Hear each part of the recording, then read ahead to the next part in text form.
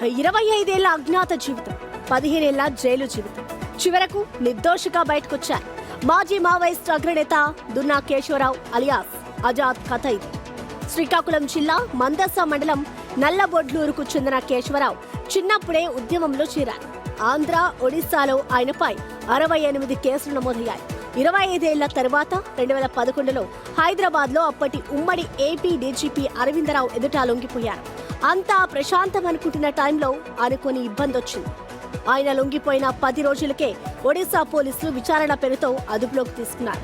Remand ఖైదీగా 15 ఏళ్లుగా జార్పడా జైల్లోనే ఉన్నారు. ఆయన తల్లి కాములమ్మ న్యాయ పోరాటం చేశారు. పలు సంఘాల సహాయంతో సుప్రీంకోర్టును ఆశ్రయించారు. వీరి పోరాటంతో ప్రత్యేక కోర్టుల్లో విచారణ జరిగింది.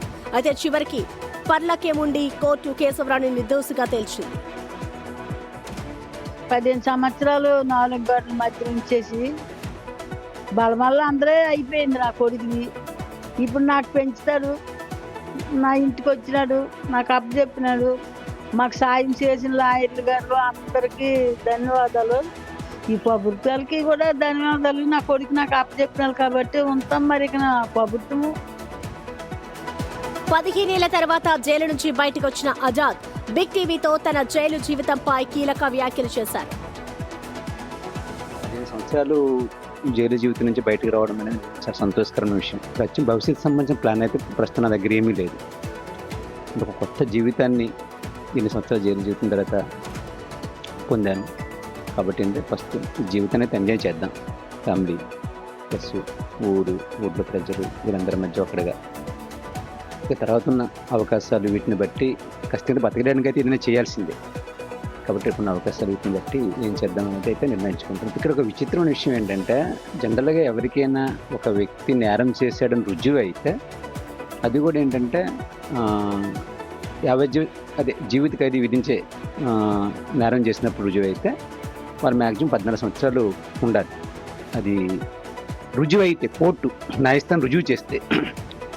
కానీ ఇక్కడ విచిత్రమైన విషయము, ఇది అందరూ కూడా ఆలోచించాల్సిన విషయం కూడా, ఒక విచారాధీన ఖైదీగా అంటే అండర్ ట్రయల్ ప్రిజనర్గా 15 సంవత్సరాలు ఉండటం అనేది నిజంగా అందరూ విషయం గురించి ఆలోచించాలి.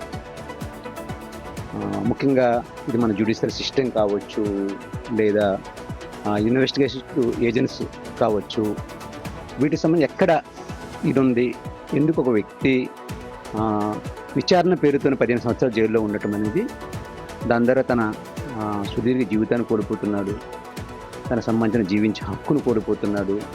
ఇందులో మానవ హక్కులు ఏం చెప్పుకుంటున్నాము, ఈ మానవ హక్కులు కోల్పోతున్నాము. ఇవంతా కూడా రాజ్యాంగాన్ని రక్షించే ఏవైతే సంస్థలు చెప్పుకుంటున్నామో వాళ్ళు చేస్తున్న దాంట్లో భాగం ఇవంతా కూడా.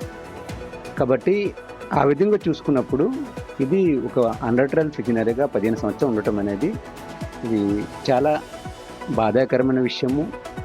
అలాగే ఒక విధంగా ఇది చెప్పుకోవాలనుకుంటే ఇది ఇలాంటిది ఉండకూడదు అసలు, మన సొసైటీలో ముఖ్యమంత్రి దేశంలో ఉండకూడదు. కానీ ఇలాంటివి అనేక సంఘటనలు, అనేక మంది విచారణ పేరుతున్న సంవత్సరాల తరబడి జైల్లో బందీలుగా ఉండిపోతున్నారు.